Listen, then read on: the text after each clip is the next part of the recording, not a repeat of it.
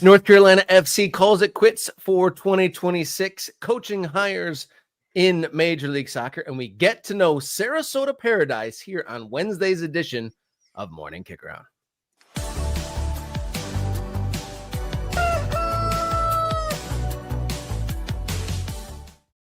Hello and welcome to the show. This is Morning Kickaround, where we dot the map of the American soccer landscape. My name is Robert Kerr, local soccer guy. To my side, Jason Davis, radio soccer guy.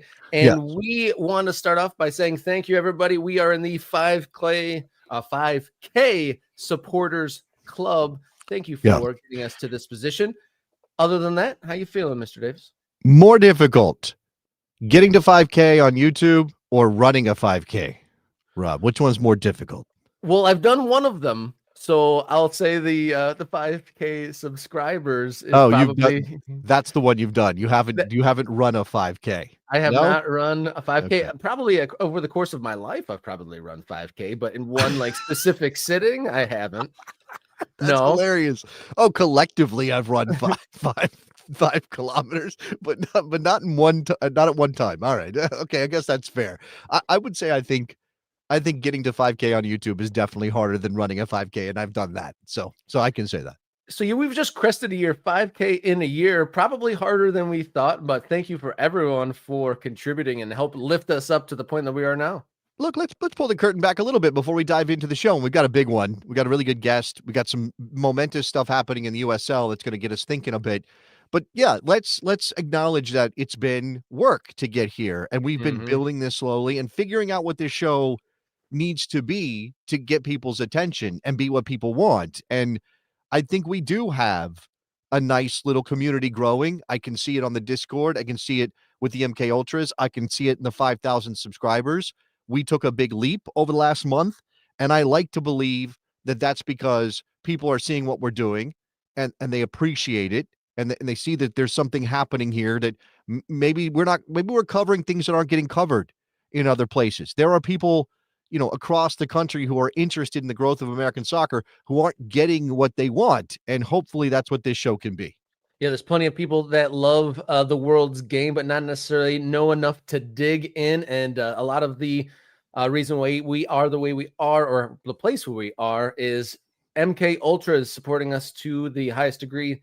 We've asked them. Sluggo and Soccer Night in Detroit amongst those, and I play French horn amongst those in the MK Ultras, helping us get to this level. And thank you so much for your support, whether you are a subscriber amongst the 5K subscribers or amongst the MK Ultras. Thank you so much for helping us support and get these soccer stories out to you and this American soccer conversation out there into the landscape of the American soccer conversation. Like you said, great host. We're going to get to know Sarasota Paradise. We're going to talk about the unusual shuttering of a team in USL Championship. But first, let's get to our long balls. We got plenty of news there too. Let's kick it all off with long ball number 1 here on Wednesday's Morning Kickaround.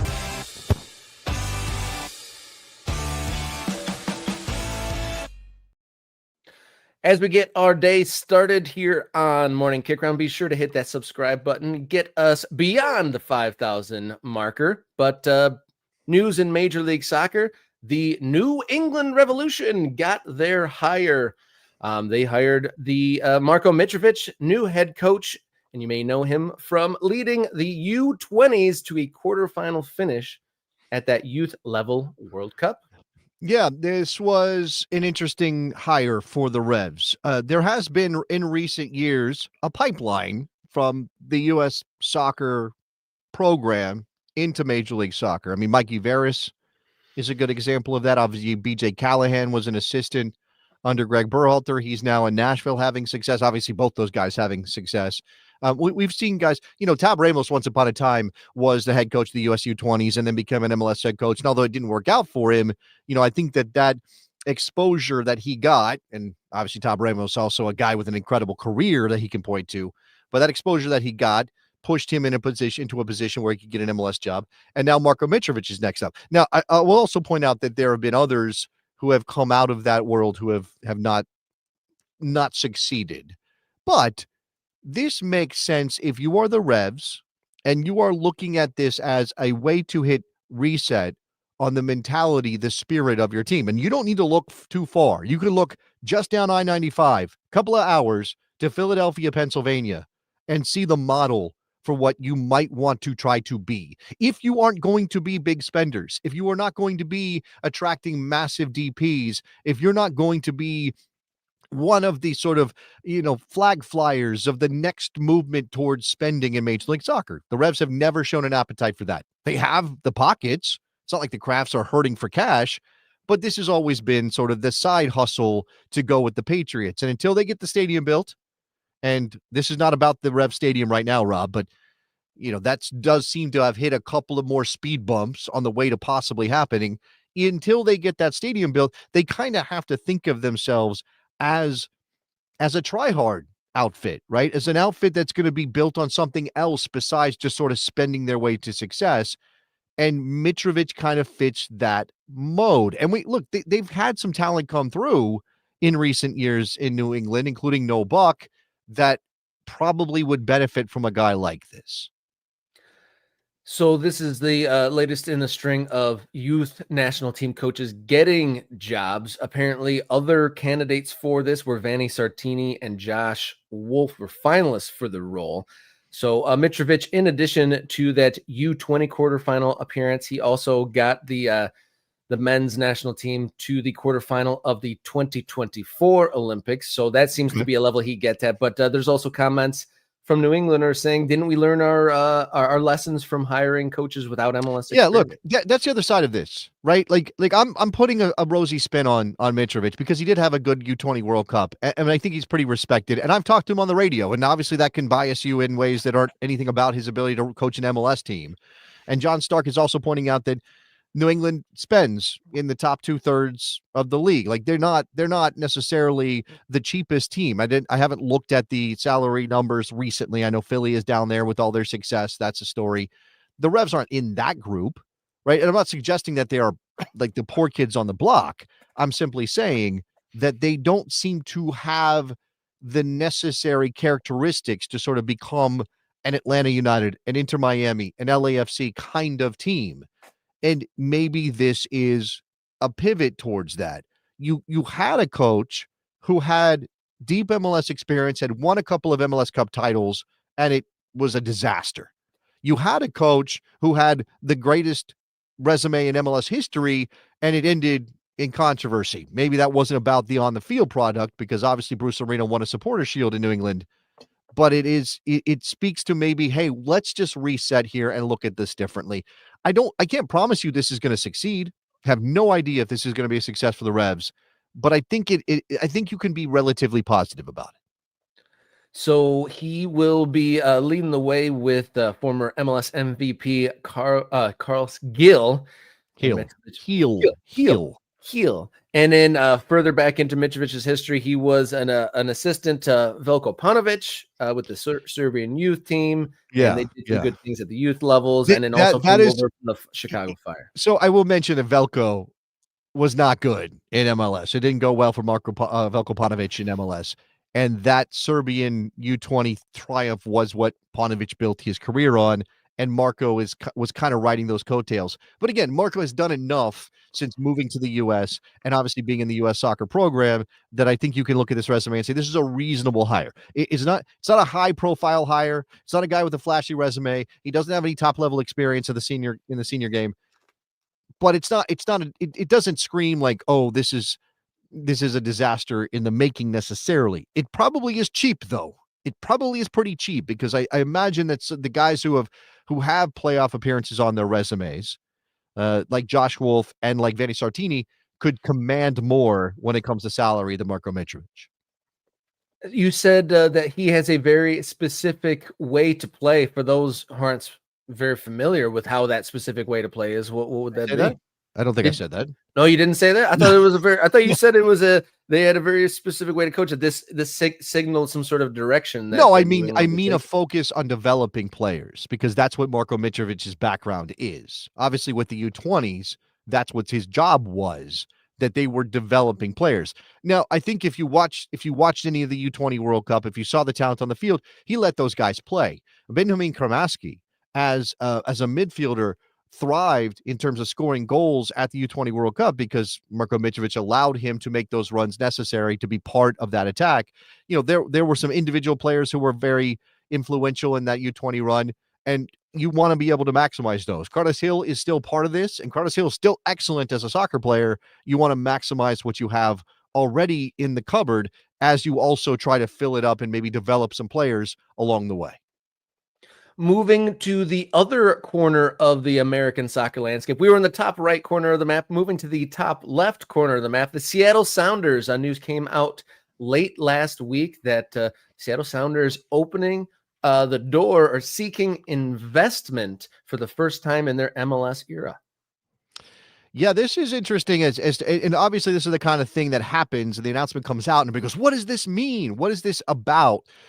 Look, Adrian Hanauer has been the key figure in Seattle for a couple of decades now. He owned the team when they were in the old USL and the A-League, and now he's brought them into Major League Soccer, and they had Joe Roth, and they have some outside investment. He bought them out. He wanted to take control again. He is now the guy, but I don't think his pockets run so deep that you can imagine he could fund the next phase of elevating the Seattle Sounders. The Sounders have been relatively smart with their spending. They haven't been one of the flashier spenders despite all their success. They are more about the consistency of that organization. Obviously, you have a through line with Brian Schmetzer, who's a Seattle guy, who was an assistant under Siggy Schmidt, then took over, and now they've won all these titles and all of these things. The story of the Seattle Sounders isn't we spent a ton of money, although at times they have been willing to do that, right? I think they spent $9 million to get Clint Dempsey here back when he joined the Sounders. They obviously spent some money on figures like Obafemi Martins. You could even say Nico Ladero, who, wasn't a flashy young South American player who was looking to move to Europe and certainly wasn't a massive name when he arrived, was an investment, a smart investment on the part of the Sounders. I think one thing that is maybe out there as a possibility is that this has something to do with the Sounders kicking the tires on building their own soccer-specific stadium, Rob. And I will direct everybody to Sounder at Heart, who covers the Sounders better than anybody. Jeremiah O'Shan and his crew. They know what they're talking about when it comes to the Sounders. They are on top of the story of the Sounders maybe considering this. Now, let's just take a snapshot of where they are right now. The Sounders, since entering Major League Soccer, have played in what is now Lumen Field. That is an NFL stadium built with the idea that soccer would be played there. I think that's a fair way to kind of illustrate what's happening at that stadium. Now, when it's full, and I've been there for an MLS Cup final, it is an incredible place for a soccer match. It still has artificial surface. It's still not ideal when you're not getting 60,000 out for a game. So, and of course, the Sounders don't own it. It's not their building. It is the Seahawks building, and they are tenants in it. And ultimately, that creates a problem when we're talking about maximizing what your club can bring in and what you can spend on your on-field product. So the idea of a soccer-specific stadium has been bouncing around. They're not going to be able to do that in downtown Seattle, which is where Lumen Field is. They would have to go out to the suburbs. And I'll bring in, again, Jeremiah O'Shan and Sounder at Heart. Jeremiah posted this to his Blue Sky account, I think last week, and I wanted to share it because it kind of illustrates the problem the Sounders might have if they consider building a soccer-specific stadium of their own. And it says here, if it's probably not a good sign that fully 1/3 of Sounders fans say that they would stop attending games if you move the team out of Lumen Field, and 25% say they would go less often. Now, this is also maybe a selection bias problem with the polling. Because if you're talking to people who are already Sounders fans, they are accustomed to going out to Lumen Field. They're accustomed to this is their habit. This is behavior. If you're the Sounders, are you thinking, oh, this is a reason not to do this? Or are you thinking we can retrain people and create new fans if we move to, I think it's called Long Acres. It's Tukwila Renton. I don't know the geography exactly. I've been there. It's a long time ago. But and ultimately, Rob, this is a tough question for any MLS team. Do you build away from a city center when that's been part of your identity if it means you get to control more of what your stadium is. It's a big part of this program is, the building of new soccer specific stadiums. And almost every single time, if your team played in an NFL stadium or a soccer stadium, that's generally an easy question to answer. But Seattle may be the most compelling argument one way or the other, because they've had so much success in the NFL building, and it is catered.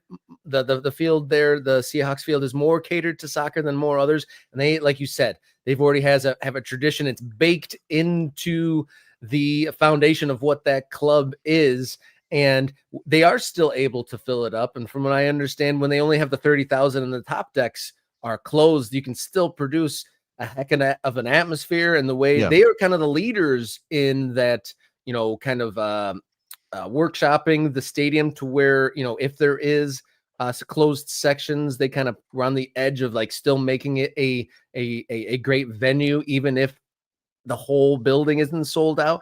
And I mean, I'm sure what will be the deciding factor is building and owning more profitable in the long run, or is maintaining the same while renting? So obviously with the higher capacity, they're able to get more ticket sales. They have more people coming in. It's baked into their fabric. It's in the city. It's a part of the city.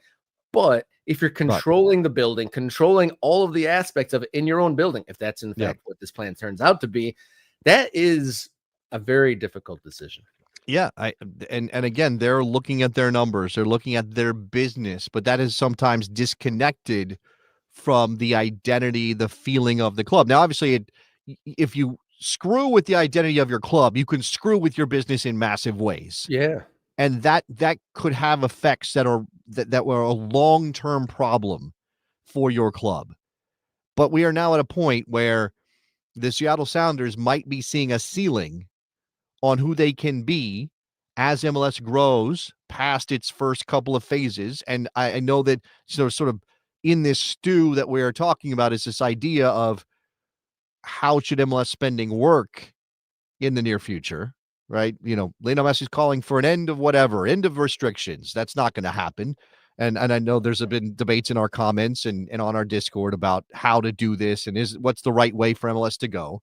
But the Sounders may be looking at this, seeing the future and going, well, look, if we do want to keep up with LAFC and Inter Miami and whoever else, NYCFC, when they're in their own building, how do we do that? Can we do that from Lumen Field?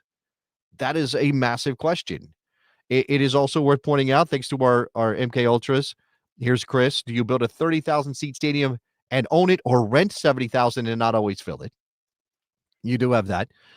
George is saying, proposed schedule change could be a factor. Yes, it could absolutely be a factor. If you have less control of your venue and you're now playing through the bulk of the NFL season, and you might have scheduling issues. You might have dates that don't work. I mean, by the way, this is also maybe part of the story in Chicago. I think that Joe Mansueto always wanted to build a stadium for the Fire that could capture more of the spirit of Chicago, because Bridgeview wasn't getting it done. But if they continue to play in Soldier Field and MLS does a calendar flip, that's a problem for the Chicago Fire. It's already been a problem for the Fire, and they're not playing through most of the NFL season. They're only playing through part of it. So I don't know. These are all things that are sort of in the air right now that these clubs are considering. And again, in terms of the investment here, they are launching a strategic capital raise that is about funding something bigger down the line. It could be a stadium. It could be on the field investment. It could be something else. We just don't know. Additional notes from Sportico. The investment asked for here will be limited to the Sounders and not include NWSL side Seattle Reign, which the Sounders purchased last year for reported $58 million. The investment go well beyond the investments involving Russell Wilson and Ken Griffey Jr. They're going to a whole nother level, and the Sounders are seeking outside investment for the first time since 2009. And Sportico calculates the value of the Sounders to be $825 million, which is wild to think that valuation could be so high without owning their own stadium. I will make you a bet, and I don't think you'll take it because I think I'm going to be right. When we do see the investment happen, whatever new investment comes into the Sounders, it will put the value of the club above $1 billion. I'm not saying that's what they're actually worth. I don't want to get into that whole discussion about whether this is real or not. But when the investment comes in, it will put the valuation of the Sounders higher than Sportico's, over $1 billion, because that's the direction these things have moved in. All right, for long ball number 3, we've gone east, we've gone northwest, and now we're going to the middle of the country. Union Omaha, one of the most successful teams in USL 1. They've been playing at a converted minor league baseball stadium, but announced recently that they are going to play in 2026 at Creighton Soccer Stadium. So a bit more of an appropriate venue for Union Omaha. Clarify this for me, Rob. Isn't this like we're doing some games there, but I don't believe the entire home schedule is going to be in this building? Yes, you're correct. They're open. They are happy to work with Creighton Athletics in 2026 to play multiple Union Omaha matches in the heart of the Metro's urban core. So this, and again, this is about geography.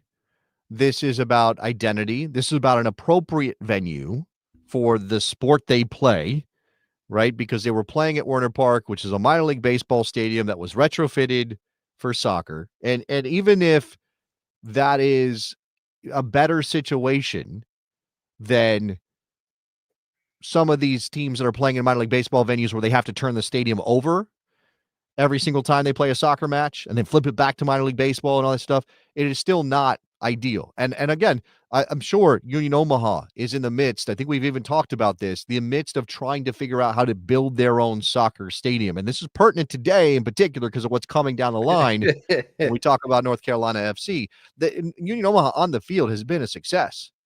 They have been great. They are the 2021 and 2024 League One champs. Yeah, absolutely. This is a move that is clearly meant to, hey, let's start to establish ourselves in this part of town. You know, all of these things come down to economics, right? And we don't know what the lease was like at Werner Park or is like at Werner Park, and we don't know what this looks like for them to play at Morrison Stadium, which again is where Creighton Soccer plays. I'm taking this as a positive without any real context to this. I'm taking this as a positive. Did I see somebody say they're next to their stadium? Yes, Sluggo, one of our MK Ultras, he says he's right there, parked next to the stadium. Go to Omaha. I'm next to their stadium right now. All nightlife and food next to Creighton. Nothing next to Werner Park but houses. Right. So this is about that thing of, okay, what is the atmosphere, the environment? And we in American soccer have a really keen sense that it matters where your stadium is, what the atmosphere is around it. You can create a culture. Like, you can do that. We've seen teams that don't necessarily play downtown or in vibrant areas create a culture, tailgating culture, a march to the match, all that stuff. We've seen that happen. But it's a tough lift, and it looks like this is a good thing for Union Omaha to be playing in what is an appropriate soccer stadium. Imagine the game will look better in Omaha, which is nice. Like you said, the devil's in the details of the leases of what they're paying. But further in this press release, community is at the core of what we do at Union Omaha, and this move will allow greater number of fans to access our exciting project. And a note about Creighton's soccer complex is the stadium's even seen an international friendly. The U.S. women's national team played a 1-1 draw with Sweden in 2010, the first time the national team has ever played in Nebraska.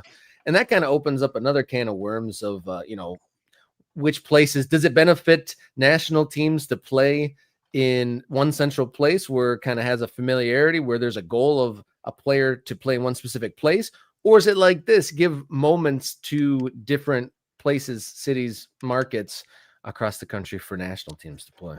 Yeah, I mean, I don't know that this is about the national team at all, but obviously there's something nice about creating a true soccer environment in any city and then having people identify with that. I mean, there is a limit, there is a ceiling, and as much as I want to celebrate those teams across lower division soccer in particular that have created their own culture around their imperfect stadium situation. I mean, obviously we have an experience directly in Albuquerque just a couple months ago. There are minor league baseball stadiums across the country that are hosting soccer. There are football stadiums hosting soccer. It's not ideal, but they make it work. We're going to see what happens at the Cotton Bowl in Dallas, for example.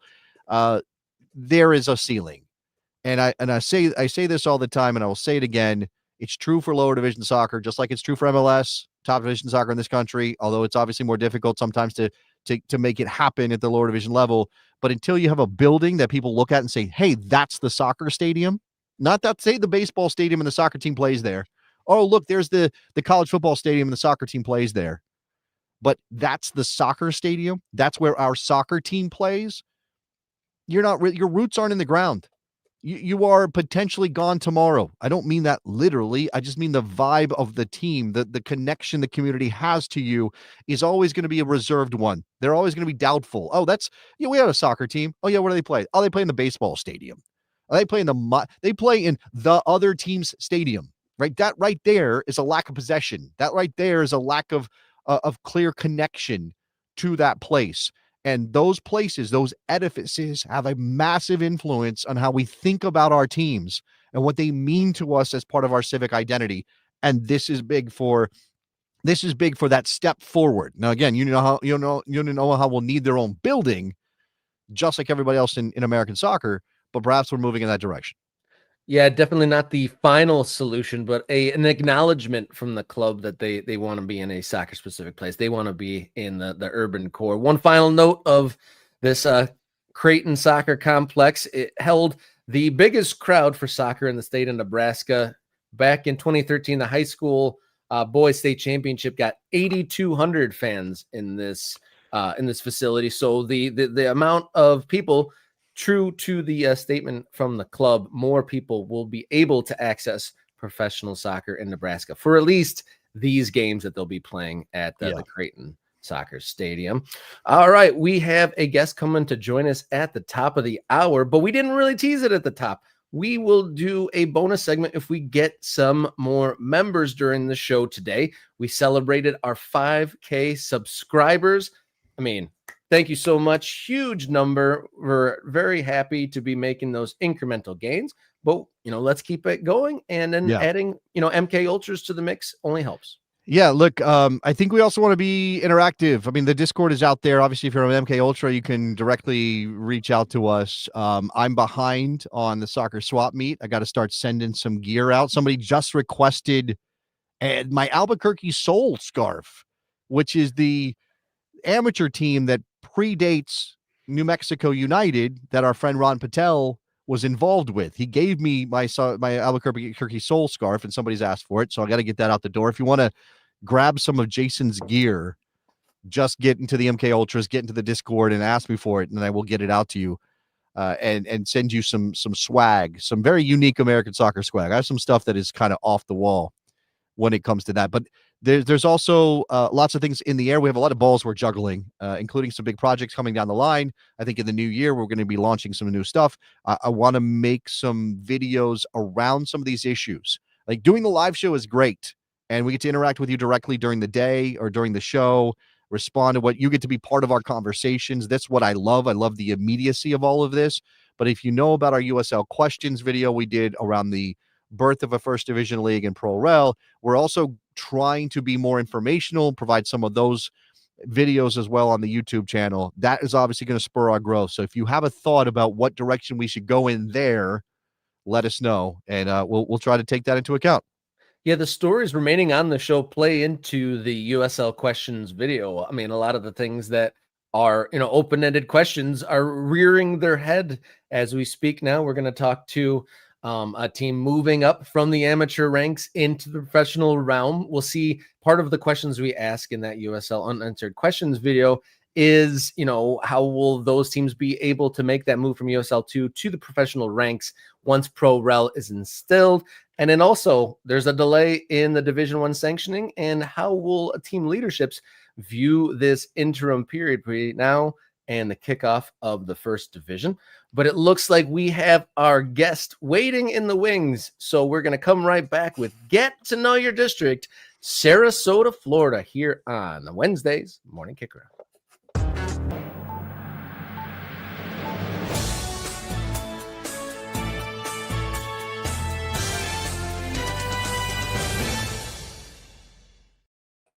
Welcome in. This is Get to Know Your District here on Morning Kickaround, where we dot the map across the American soccer landscape. Get to know some people on the ground in various new soccer locations. So, welcoming us from Florida, from the Sarasota Paradise, we have CEO and founder Marcus Walfredson. Welcome to Morning Kickaround, sir.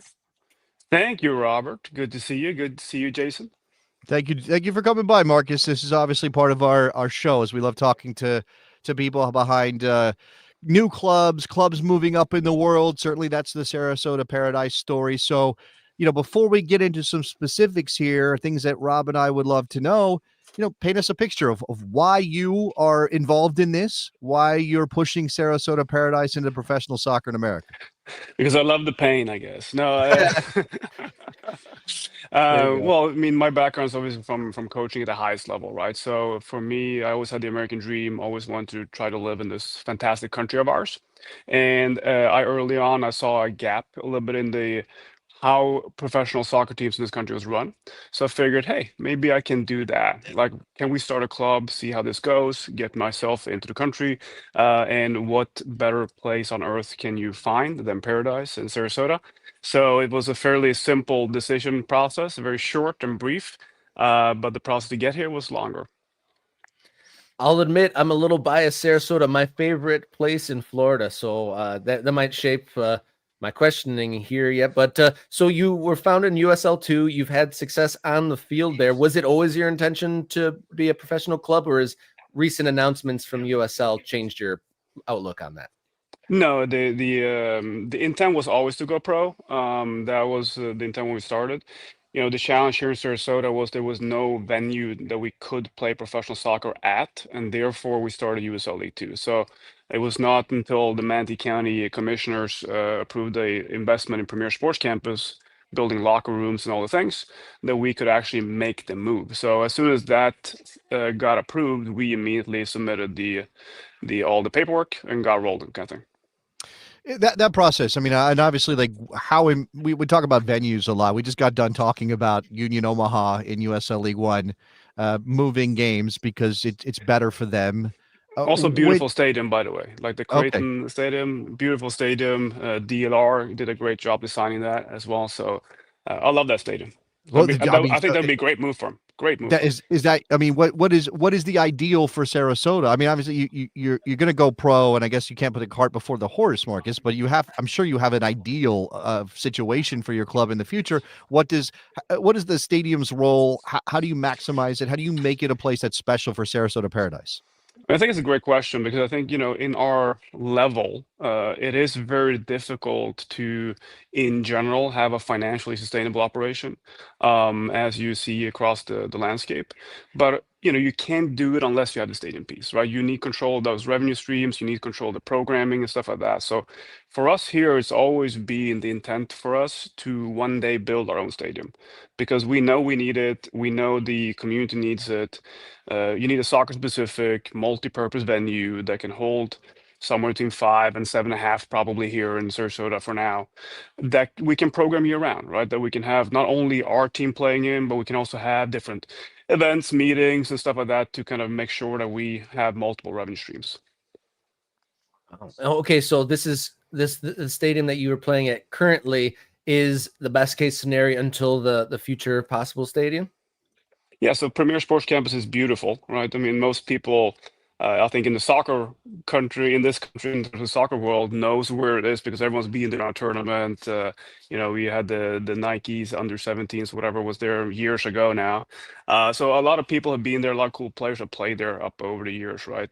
But it is a tournament facility, right? At the end of the day, you know, it's a beautiful, we're trying to make most of it. We're investing, I think, 400 grand into it just to make a better game day experience. We're putting in a big video board, we're putting in some seat backs, we're putting in field side seats, air conditioned tents, all the things so that we can make it the best possible experience. But at the end of the day, you know, it is not designed for being a professional sports venue, right? So we will do a really good job of making it become one, and it will be very, I think it will be great experience because it's so tight, so you'll be so close to the action. But then long term for our financial sustainability, and I think for the fan base as well, having that proper soccer specific multi-purpose stadium that people easily can get to. You have stuff around it, you know, even a better experience. I think that is the only way. Marcus, you talked about the finances being difficult. You know, as I talk about a lot, I've been talking about American soccer for a long time, radio, writing about it. I'm in a room right now, my little studio in my house, that is filled with scars and trinkets and things from clubs who don't exist anymore in I American see the soccer. They Scorpions came, there. Yeah. yeah, they came and they went, and it's sad that's the case. I don't want that to happen anymore. I want clubs to succeed. So when you are talking about making this, it doesn't have to be a money making proposition. It just can't be a massive money losing proposition. How do you capture attention? I mean, what is the key to making sure that you're getting enough tickets sold for this to work? How does USL's role in the business of soccer at that level impact your finances? I know this is a little bit in the weeds, but can you give us a sense of that? Well, I mean, I think you're onto something, right? I mean, at the end of the day, if we don't have people in the stands, nothing matters, right? If we don't have people there watching the games, why are we even doing it, right? At the end of the game, you know, it's fun to play a game, but then you might as well play pickup kind of thing, right? So we do need to have people in games, and then the question is like, how do you create that environment where people are naturally drawn to the game as a center point of their weekend or their community, right? And that's where we see, you know, super fantastic examples from Portland, Maine. They do a great job up there. Like AV Alta has kicked this off perfectly as well. Madison always does a good job. So we have these perfect examples in our own ecosystem for what you can do to really do it in a great way. Obviously, that's something that we try to emulate, right? You know, we have maybe the toughest component in the world. We have, you know, the beaches, Siesta Key. Yeah. We have, you know, we literally compete against Paradise, right? So it's going to be tricky because there's so many things to choose from in terms of entertainment. And honestly, one of the biggest challenges for us, I think, is the explaining what not only professional soccer is, because that itself is we have an explanation problem sometimes, but also professional sports in general in Sarasota, because it doesn't really exist. Like we have spring ball, which is super fun for a month, right? And that's it. So there's no comprehension of having your own professional sports team and what that is and what that can mean for the community. Let me follow up on that, right? Because again, American soccer has gone through this cycle, and obviously, it's not all thing. You know, it's not one size fits all. Every market, every town, every community is slightly different in how they interact with this game. But you know, I distinctly remember MLS being, oh, let's get all the families to come out and have a nice night out to watch some soccer, and we'll do a fireworks display at the end of the night, and it'll be just a way to spend the extra money you have as you entertain your children. And then suddenly MLS is like, wait a second, no, we've got these hardcore fans that would rather be treated differently. Now, I imagine Sarasota is not going to be, you know, just with hardcore soccer fans coming out of the woodwork, ready to jump on board with Sarasota Paradise. So how do you thread the needle between we need the families, we need this atmosphere, but if we really want to build something that's going to be long lasting, we really do kind of have to tap into a latent desire for soccer fandom and passion. No, 100%. And that's what we talk about all the time in the office. Like, how can we reach all the different demographics, right? Because there is you know, it's important for us that we have a family entertainment option, right? That needs to be at the core of our operation because it is a family friendly environment. But then we also need the soccer fans. We need to get the passion, right? And one of the challenges I see, like being obviously from Europe, is that, you know, when I was, I can't remember, 8, 10 years, whatever, I was tiny. You know, you pick a team, right? And that's your favorite team for the rest of your life. Like, you know, it goes up and down, whatever. You cannot, you know, if you flip from that, you're a flip-flopper. You know, you're a lesser human being, right? If you switch teams, like, you can't do that. Yep. No.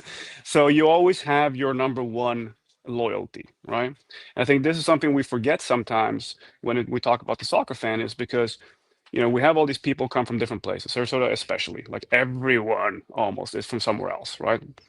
The growth of Florida the last couple of years, etc., like people moving from everywhere. Well, people have their loyalties, right, already. And in the American context, it's a lot about the only way I tend to kind of able to explain what soccer fandom is in Europe is to an American is say, how you think about your university or your college, right? Because that is the one thing that I think is the most apt likeness between the two, right? Because I'm the fan of one team in Sweden in soccer, the same team in hockey, the same team in freaking fencing. We have a lot of medals in fencing, by the Wow. way. Because it's the one team, right? And that's how traditionally it is, and how it's from Europe. And the same thing is true here when it comes to, if you're a Cornhusker, you're a Cornhusker and everything, right? So it's like trying to kind of finagle that in, figure that out. I think what we need to realize is that we are never going to be, for the people in our age, I think, the 25 and above kind of thing, we're never going to be the number one option off the bat. But we're not Right. going to be the number one loyalty. We might end up being that, right? For the younger kids, we can be it, right? We can become it in 10 years or in 5 years or whatever, right? So it is a multifaceted approach. I think we need to bring people in who love the game, right? And can have us as their favorite local team or their favorite Florida team or their favorite American team, right? But we're never going to replace Liverpool in their hearts, kind of thing, right? It's not going to happen. Well, not just yet. Maybe over the 10 years you can fill in the heart, Look, because Yeah. I'm a Rob lifelong Rob Liverpool fan, and I Yeah. jumped ship to my local USL 2 team after the first game. Yeah, well, there you I go. mean, There you go. yeah, I'm also a Liverpool fan, right? So, but as the years passed and the misery was as highest, I watched a little bit less, and then we started winning, which is ironic. That's the journey that you go on when you pick your team. When you find yourself infatuated with this club, and I've been fascinated by that effort to connect with American soccer fans. And again, in a place like Sarasota, where, as you said, you might not be somebody's first choice in soccer, but you also are competing with big sports teams just up the road in Tampa and all these other things. So I guess let's ask the question of timeline here, Marcus. You're kicking off as a professional team in 2026. Obviously, your USL 2 experience feeds into all of this. Where are you in the process, both in terms of on the field product and getting things up and running in terms of the business? Well, I'm in our front office now. We just moved in almost 2 months ago, I think. We're building it out and making it awesome. But we have 10-ish people here. So we're in a good spot on the business side of things. We are, as I mentioned, the improvements to the facility. We're in a good spot there. We have currently, I think we have 3 players that we signed professional contracts with. And we haven't announced anyone yet, so it will be exciting. And we have, I think, 8 offer sheets kind of thing out there. We have 10 players we're talking to. So we'll be at 15 to 18 before Christmas in terms of the professional part of it. I mean, we are one of the few. I don't know if any other USL team actually has employed, but we have employed a sheet scout for the simple reason that time is limited, I guess, but also obviously the recruitment part of it, but also when the season starts later, we want to help build these players' careers. So in order for us to become a pathway to Europe, we need someone to help us help players take the next step. One of the big the building blocks from amateur to professional is you got a technical director and new coach in the house. How does the hire of Mika Avara help in this process? I mean, Mika is a fantastic guy, first of all, right? So, and he knows the game in and out. He's one of the biggest surprises. I mean, I've known him a couple of years, and we kind of just talked about the game. And then when this all of a sudden came up, we're like, okay, I need to talk to Richmond here to let them talk, let them allow them to for me to talk to him. But one of the biggest, actually, positive surprises for me is when we announced this hire, all of a sudden we have players from USL Championship reaching out. Hey, I want to play for you. I want to play for you. So that tells you a little bit about him as a coach and him as a person. So he's the perfect guy. I think he has a range that is a little bit larger than most coaches in terms of his ability to not only be a great coach on the field, focus on winning, but also developing the entire club, because that's what we need help with. We need to build a club from scratch here. We have the professional team. We're looking to have an under 20 team coming next year, participate in the USL Academy League, but also we do need more options for the younger kids, and we need to build that pathway. And then some of that would go through us. Some of it will go through the great work from all the clubs are in our area. But we need someone who understands this and can kind of help building that and make that into fruition, right? So that's why he is super helpful. And yeah, no, he's a great dude and a great coach. Those two things are important. I got another question that isn't about the on-field soccer, but I do think it's interesting because we are again talking to all these different people. We were just last week talking about Fort Wayne deciding to change their badge, change their colors after their stint in USL 2, knowing that they're always going to go pro. You said you also always had that plan. You're sticking with your identity. What's the thinking behind that? So, when we launched our brand, we launched it as a professional brand. Right. And I think, when you look at it, you fall in love. I think it represents our community in the perfect way. It doesn't exclude anyone or anything. And that's why we're sticking with it. And it was always the intent. It was always, I think, because Fort Wayne launched 4 years earlier, I think it was, or something like that. The end of it was 2018, 2019, whatever. And for us, we launched in 23, it's 2 years ago, right? It's not that long ago.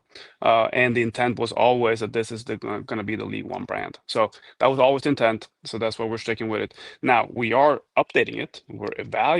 It's an evolution. All brands go through an evolution. So you'll see some really cool, I would say, details and things pop up this year. Especially our jerseys will look really cool. Oh, that's a good tease there. So Sarasota Paradise fans, some player news to come, and then a possible retouching of the branding there. So exciting stuff happening in Sarasota, Florida. Marcus Walfredson, CEO and founder of Sarasota Paradise, thank you for giving us the details there on Morning Kickaround. I appreciate you guys. Thank you very much, Marcus. I'll have to try to coordinate my next trip to Sarasota with the soccer season, joining the new 20 team. Hopefully it's a 20 team USL 1 next year with all the different news happening this week. Hopefully it'll be a 20 team USL 1 next year. American soccer giveth and American soccer taketh away. And we're going to have to talk about the taketh away, Rob. Let's do that. Yep, that's coming up next. And while we're going, hit subscribe or become a channel member as we get going for our final segment here on Wednesday. Today's hot topic, North Carolina FC.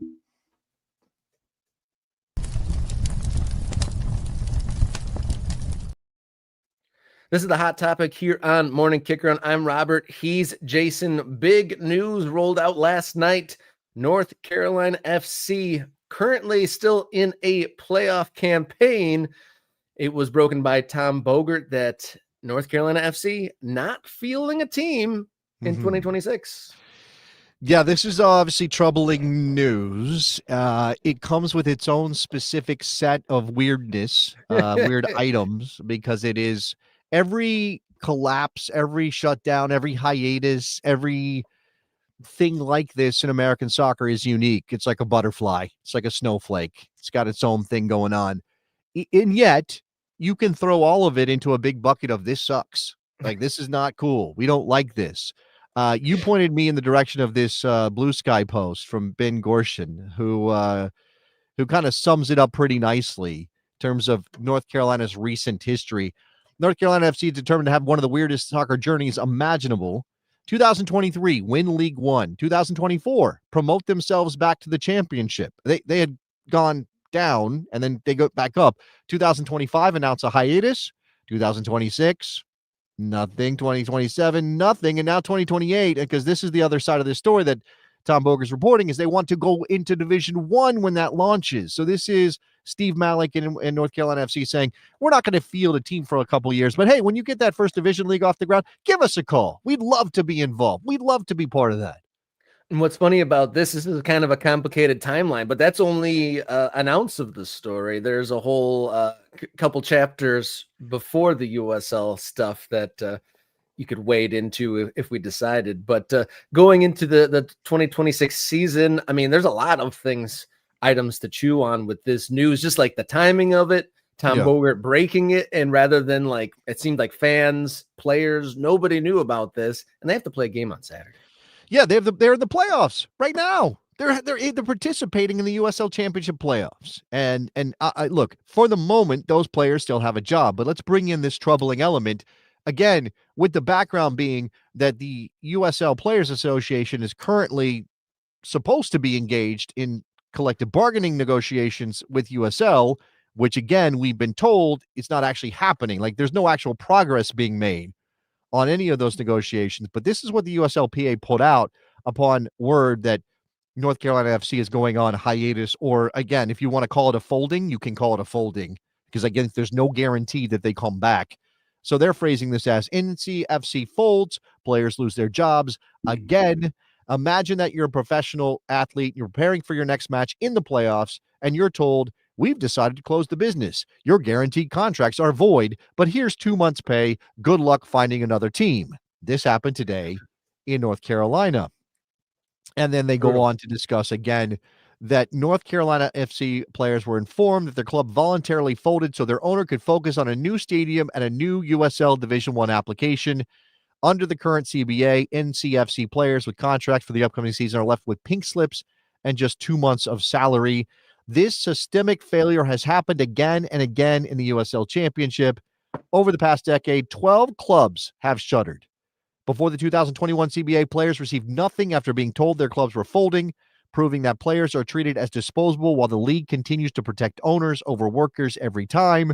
We are fighting for a new fair standard, 75% of salary when clubs shut down.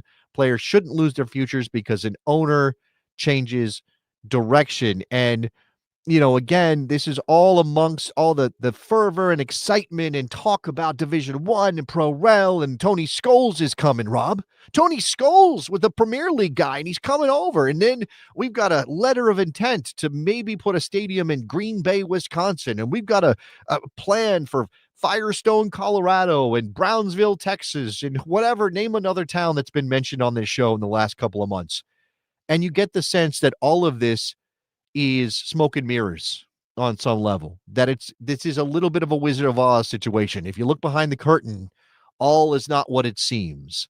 And if you don't have a CBA and you've got clubs shutting down and you've got this attitude of, we don't have to do this as a legitimate business, all of this is kind of very fragile and thin. But look at us at what we're doing, all this progress. It really makes you cynical pretty fast. Yeah, the cynicism is only, multiplied when the story in The Athletic goes on saying sources added that North Carolina has applied to membership for the new first division. So not too many, we only have a handful that we know confirmed that have applied. North Carolina is one of them, which is to start in 2028. The club's plan is to wait until then to field a men's team again. NCFC's current USL membership due to expire at the end of the season that we said. The club is working on a stadium solution for Division I with no guarantee that will have membership approved, but USL believes the market is one that would make sense for Division I. So there is another cynical layer, like let's just opt out of any kind of overhead of player salaries or any sort of operating expenses. Let's slash the labor budget, and then just like we'll just kind of parachute in when the league is the one that we want. Or it could even be more cynical, is like kind of just like squatting on that location and then hoping someone buys you out. This is not what a soccer club is supposed to be, right? This is not for the fans. They were doing it for the fans, for the community, but we're going to just like stop for a while. What a civic institution is supposed to be. You're not a civic institution, right? You're not. You're not what you claim to be. And then what's going to happen is that if they do come back, right? If they do get added to that Division I league when it launches in 2028, then they're going to say, "Look at us, we're North Carolina Soccer Club," or we're Raleigh Durham Soccer Club. And people are going to go, "Wait, what are you talking about?" No, you're not. No, you're not. You're a business, and all you're trying to do is extract money from me. And why would I believe anything you say? Why would I put my trust in you if you can just say, "We're shutting down. That's it. We're done." And maybe we'll come back, and we want to come back, but only if things go exactly the way we want them to. And if you want a little history of this and on North Carolina, beyond what Ben Gorshin put on Blue Sky, that's just the last couple years. Remember that Steve Malik is very much wrapped up, the owner of North Carolina FC and North Carolina Courage, very much wrapped up in all of the sagas of the NASL, USL, the split, the Rocco Comiso lawsuit. In fact, Steve Malik was added to the U.S. Soccer board, and back in 2017, the NASL wanted Steve Malik removed from that board because at the time, Malik was courting MLS for Raleigh-Durham and was saying, we want MLS to expand here. And NASL said, wait a second, how can you represent non-MLS leagues on the board as the non-MLS representative if you are sucking up to MLS because you want expansion in Raleigh-Durham, North Carolina, because you want to cash in on what you've built, supposedly, with North Carolina FC, previously the Carolina Railhawks. So this is all kind of messy and weird. I will bring this up because we love a good rendering, and this is just, again, a lesson in how renderings are not really stadiums. This is a picture of a rendering of a stadium they wanted to build in Raleigh for North Carolina FC and for the Courage. This was when they were courting MLS. This is 2017, this image. Sam Stejskal wrote this up for MLSsoccer.com. 2017, they had this plan to build a 26,000. It was well above 20,000 seat stadium. Obviously, that didn't happen. A couple of years later, Steve Malik's like, well, let's just make it smaller and build it for USL. This obviously hasn't happened either, although these pictures are very pretty. Yeah. And here we are now with the club saying, "Hey, we're gonna pause what we're doing. We're not gonna be a going soccer concern for a while." And then again, you said it, positioning this team for some sort of sale that, maybe this is all a ploy to juice value. We're gonna be a Division I team. Come buy us. We're limiting our debt and our spending now to make us more attractive, which, if that is the case, again, just completely undermines the idea that any of these teams should be thought of as serving a community, serving a fan base, connecting to who we are as passionate soccer fans. They are simply money extraction machines. Yeah, it undermines and slights so many different parties involved. So those hardcore fans that were going to games, sorry, those chants, they say wherever you go, we'll follow. I mean, do you get to go and like chill and not collect money without a team? That doesn't think so. So those passionate people, that takes energy, time out of people's days and lives to throw their passions into teams. That's understand. And in the labor, they're saying that they're using the passions of these players to use and be like, we can get rid of these and there'll just be another bunch of players that we can just get later. So it doesn't ingratiate themselves in any way and slights so many different people here. I am very much in my abundance era as a soccer fan in America and as a host on this show and as somebody who gets to talk about this stuff. And every time I hear that there is a new stadium potentially coming online, even when every time I hear that a new club might pop up at a place, I get excited because again, I think the way forward is to just flood the zone with as much soccer as we can. And you're going to have some clubs die. It's just going to be a factor, a part of this story, but it's also, still very difficult not to just sort of get depressed about this. And we're not talking about a team that's been around for 2 or 3 years. We're talking about a team that has some history in Raleigh, a team that should have roots in the ground, that should be feel like it's part of the community. And I don't know, man. But are they poisoning the well here? There seems to be an assumption that we could just go away and come right back, and people will come right back without any sort of effort on their side. I don't know what their internal calculation is on that, and I don't know. It's quite salting the earth, but you are definitely conditioning people to not think of soccer teams as legitimate sports things they should be attached to, right? You're telling them, don't get too attached because we might take this away from you at any point. At any point, we can shut this down. We can take this from you. And again, like, we have to make peace with the fact that American soccer is a dicey proposition in a lot of times, for whatever reasons. whatever the reasons are. You want to blame certain parties for the state of American soccer?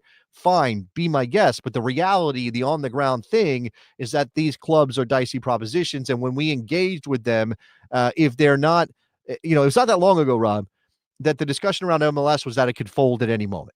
Yeah. Right. It's not that long ago. Like, it might feel that long ago for people that are under the age of 30. But for me, an old person, it feels like yesterday we were like, oh, can MLS survive? There's no sense now that MLS is going anywhere, which is a massive victory for them just in that ability to that's a quiet victory to get fans to say, you know what, I am going to care about this team because it's not going to be taken away from me. But when you do stuff like this, in the general soccer sense, you do condition fans to go, why would I bother? Why would I bother with this? And I'm looking at the list of clubs that have died from the USL Championship. And obviously some of these clubs have moved on to other leagues, so it's not death necessarily. Tom Bogert, in his piece about this, mentioned Memphis 901 folded a year ago. Yep. Those rights sold to Santa Barbara, which hasn't gotten off the ground. Rio Grande Valley folded in 2023. Yep. San Diego Loyal folded in 2023. Yep. He mentions Austin Bold in 1868 have also folded within the last decade. He's not even mentioning St. Louis City. I'm sorry, not St. Louis City, St. Louis FC, which was the team that preceded St. Louis City, which I think counts as a team that folded, even if it's very much the San Diego Loyal situation, right? That's a team that folded just ahead of the launch. It was 2020 their last season, so it's been a little while, but just ahead of the launch of the MLS team. And again, I guess you could be very very pragmatic and say, well, you're just going to switch your allegiance from the USL team to the MLS team.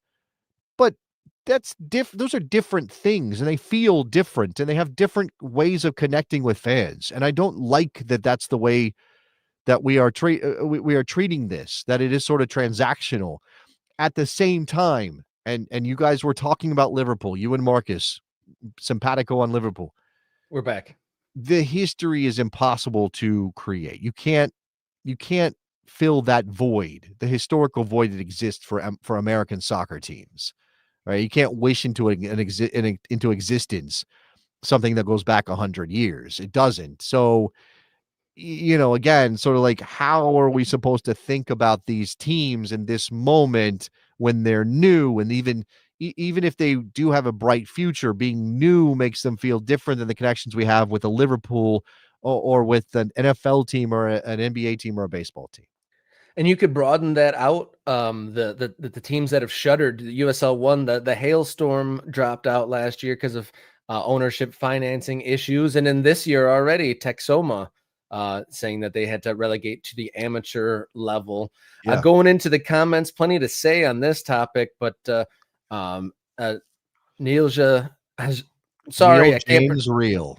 There you go. The L and the J threw me off, but 0 cents belly aching about any of this without pointing directly at the Federation for a dereliction of duty. Foolish for owners to continue to lose money. What is the dereliction of duty on the part of U.S. Soccer? I'm curious. I'm assuming he means that there should be a little bit more power to direct these teams of what they can and can't do. I'm assuming that's what he means. How is U.S. Soccer supposed to exert power over independent businesses that will sue them the second U.S. Soccer says you can't do that, which has already happened?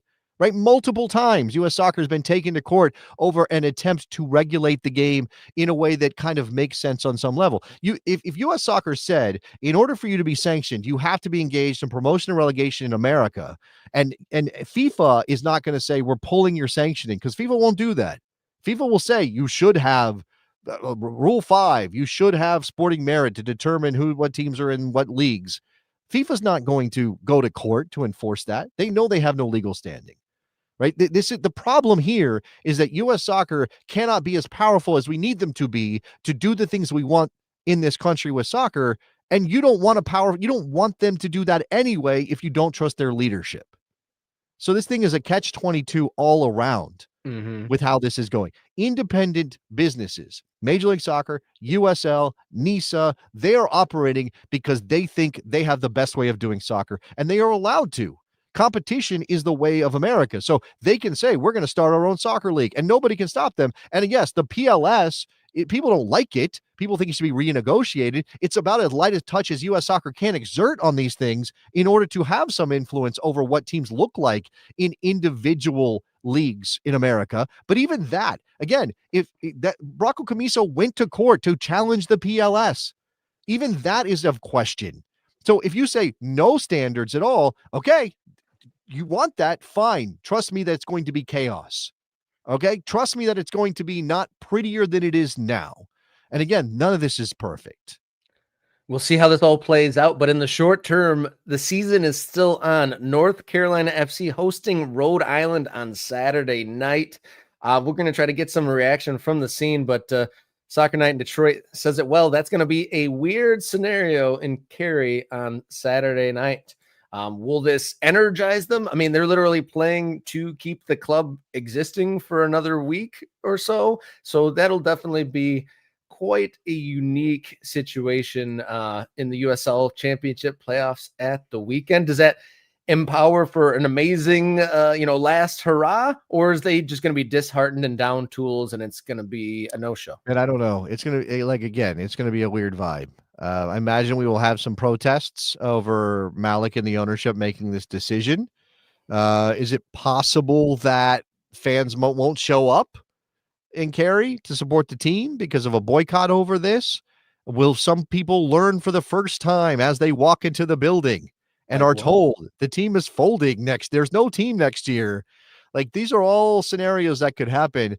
And I imagine we're going to get some interesting pieces from American soccer reporters that are out there. I'm not sure who's traveling to Cary. Can we dispatch Pablo Maurer to Cary, North Carolina right now? Can we put up that bat signal? Like, though, I hope there's something on that. Even though it's unfortunately, I think it's going to do this weird whitewashing situation where it kind of presents the fans as these, committed supporters who are being done dirty by the ownership. But I don't know that's going to get to the heart of the real problem here, which is, again, the structures at play and the way that this is all being handled. Yeah, putting a hold on a team to wait for your idyllic conditions is quite the thing that only happens in United States soccer. And that's what this show is about. United States soccer being weird and dotting the map. And unfortunately, it looks like we'll have to erase one of the dots off of the map potentially after Saturday. We'll see how North Carolina FC do against the upstart Rhode Island side.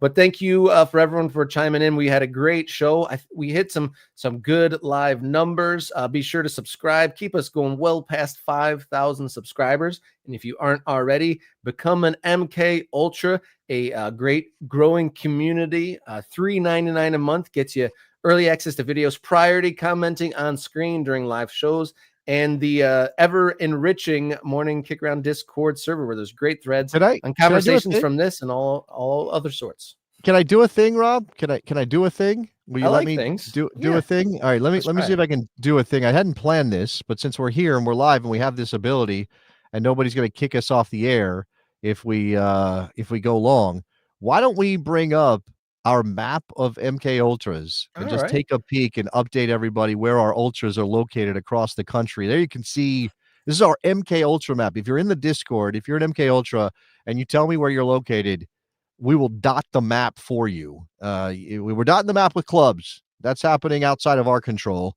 We're dotting the map with stadiums. Hopefully that happens in a number of places. And we're dotting the map right here on this show with our MK Ultras. Now, I'm going to be a little weatherman here, I guess, for a second, Rob. I guess that's a way to think about it. I can't point to the map specifically, but I was going to say, as you can tell, we have we have a weakness in our map in the Great Plains region of the country, and it's look, I understand that's a very, in terms of population, a less populated part of the United States of America, but I know we've got some people. I know we can get some Ultras in Wisconsin, in Minnesota, certainly in Omaha. Where's that guy in Omaha? How are you not on this map? Do you, man? I got to figure that out. Do you need to send in your coordinates to get your dot on this map? Maybe we haven't added you to the map, and you are technically an MK Ultra. All right, we need to get a map for Riverside, California, dot for Riverside, California. Absolutely. That's California is pretty well represented. There's multiple dots, I think, on top of each other in those regions a little bit. As you can see, I'm as a person whose parents are from Colorado and has roots deep in Colorado. I'm disappointed we don't have any Coloradans in our ultras group right now. I would shout out Boise, which we talked a lot about on this show, and is a new soccer destination. We need some people, and my sister does not have a MK Ultra membership. I should I was going to probably say, tell where's her. your sister at? Yeah, shout out to my sister. We need to get that upper Midwest region filled in, Rob, or upper West or Rockies or whatever we're calling all that. I need to harangue my Chicago people. I know we have viewers in Chicago, but no MK Ultra dot on the map for them. Yeah, so Chicago people, you got to get in the mix there. Okay, I got Kansas City. That's my man. Okay, I think so. I know we've got St. Louis side or Illinois over there. We need to get Kansas City. So shout out to Edward. We'll get you in. I know you're an ultra. We got a new ultra in Tyler. Well, shout out to Tyler. Get us your coordinates. Okay, get us in Tyler there. S. Paz. Yeah, we need new people to help us dot this map. Texas is not represented. How is that possible? We have no Texans. Oh my gosh. We've Shocked. definitely talked about Texas in multiple ways. We've got Corpus Christi on the map. We've had Atletico Dallas here, where there's been plenty of stories out of Texas. So that's a surprise. So yeah, let's add more MK Ultras to the mix. Thank you to Tyler and Eric Anderson for getting in there. It'd be great to see you on the Discord server, and great show. And we got some great guests coming up in the next couple of weeks as well. We're definitely going to cram as much in. Obviously, things get a little dotty, not to double use that term, but it'll get a little dotty around the Thanksgiving time. Okay. Here we go, everybody. This is what I'm telling you. Oh, Eric is now a member. Okay, this is what I'm telling you guys. There is a Discord channel called Dot the Map. Drop us either the coordinates if you want to be super specific. I mean, don't give us your home address. That seems a little dicey. But, give us your hometown. Give us where you're representing, where you're from, where you're doing soccer, and we put you on the map. And again, we all right. Okay, Tyler says he's already in the map. He just renewed. So not a new ultra, Tyler. I was going to say, Tyler looked familiar. One second's going on there. Anyway. All right. Hitman Bob, definitely with someone with Hitman in their thing, maybe not giving your exact address, probably the right call, but we'll have to put a dot on the map for Hitman Bob as well. There is obviously an alternative. I'm going to post the Discord link on the channel again, just because you guys know it turns over every so often. So I'll post the Discord link on the channel. If you want to comment there with your location, I can also dot the map from that post on the YouTube channel if you don't want to go diving into the dot the map channel in Discord. So get on the map somehow. Get on the map. Yeah, we love filling the map up with MK Ultras, and thank you all to have joined in on the conversation today. Great show.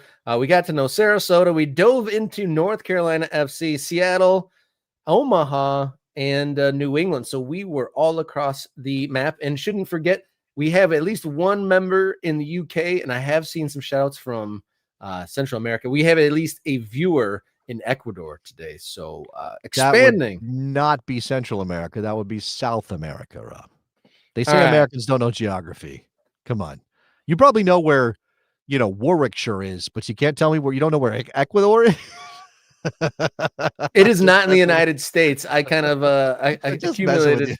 Yeah, get me sweating here because I'm decent. I'm decent from FIFA and from learning flags from soccer. I did learn my world geography. Good. Okay. More than the average American, I think. I do think soccer fans in general are better with geography than a lot of Americans. I think soccer fans have a little bit of a better understanding. Yeah, I know a lot of. I mean, I had heard of the country of Qatar before the World Cup went there, solely because they were one of the bottom 3 teams in FIFA back in the day. There you go. You knew that. All right. Thank you, everyone. Thank you to all the new MK Ultras. Thank you to our guests, and we'll be back Friday with another show. Until then, everybody, enjoy your soccer.